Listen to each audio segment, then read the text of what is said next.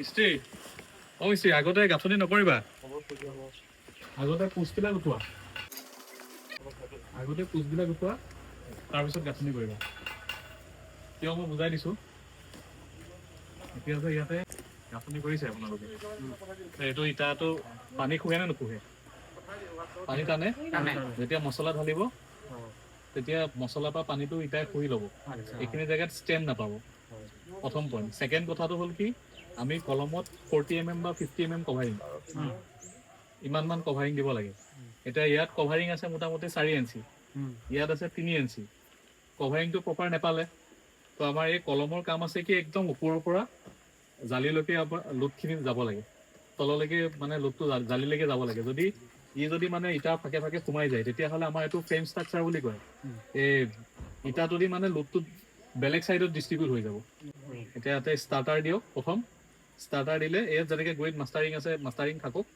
ইয়াতে ষ্টাৰ্টাৰ দিয়ক দিয়াৰ পিছত এলাইনমেণ্ট ভালদৰে মিলাওক তাৰপিছতে পোষ্টটো ইয়ালৈকে য'লৈকে পিন আছে তালৈকে ঢলাই দিয়ে আৰু এইটো লেপিং ইয়াতে কাটা আছে নহয় ইয়াত আগতীয়াকৈ 2.5 ফুট 3 ফুটমান লেপিং দিব লাগিব তাৰপিছত পোষ্ট ঢালোতে এটা মন কৰিলে হ'ল এনেকৈ যেনেকৈ ৰদ লগাই লৈছে যে তেনেকৈ পোষ্ট ঢালোতে ৰদ লগাই থ'ব নহ'লে পিছত আকৌ ইটাটো ক্ৰেক হৈ যাব ইয়াত যেতিয়া লোড পৰিব বুজি পালে সেইটো কাৰণে আগতে হেৰি কৰিব লাগে আগত কলম কাষ্টিং হেকিং কৰি ল'ব ধুনীয়াকৈ পোষ্টটো খোলাৰ পিছত 24 ঘণ্টাৰ পিছত কোবাই পেলাই হেকিং কৰি পেলাই তাৰপিছত ইটা গাঁথনি কৰিব বুজিলে আকৌ এটা কথা সুধো দাদা এই ৱাল গাঁঠোতে কোনটো চিমেণ্ট দিয়ে আপোনালোকে নৰ্মেলটো নে আৰু যিমান যে পোষ্ট চোচ ঢালিব যে পলিথিন আছে নহয় পলিথিন লগাই পেলাই ঢালাই কৰিব এই ইয়াত মানে এয়া যেনেকৈ লগাই লোৱা আছে যে তেনেকৈ ঢালাই কৰিব তেতিয়া কি হ'ব অলপো হেৰি নাহিব কোনোবাই যদি মিছাকে আপত্তি দিছে কি কৈছে আমাৰ অজ্ঞাতে যদি কৈছে আমি গম নাপাওঁ আমি থকা মেলা ব্যৱস্থা আপোনালোক ইয়াত ওচৰত থাকে নে হ'ব দেৰি হ'ব আৰু বহুত চাইডত যাবলগীয়া আছে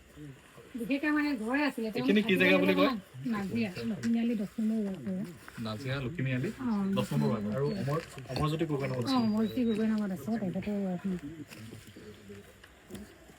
শুনাচোন পোষ্ট যে ঢালাই দিবা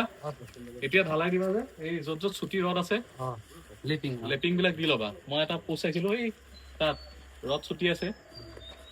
3 ফুট 2.5 ফুট এনেকে যিমান এইটো এই ধানে যেনে দি পেলাই হেৰি কৰি দিবা ইটাও লাগিব হেৰি কাৰণে আৰু লাগিব কিমান লাগিব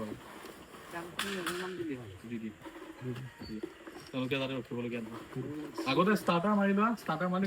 কলম কাষ্টিং কৰা আৰু কলমত ইয়াত তুমি হেৰি কৰা ভাইটো চাইটো আনি লোৱা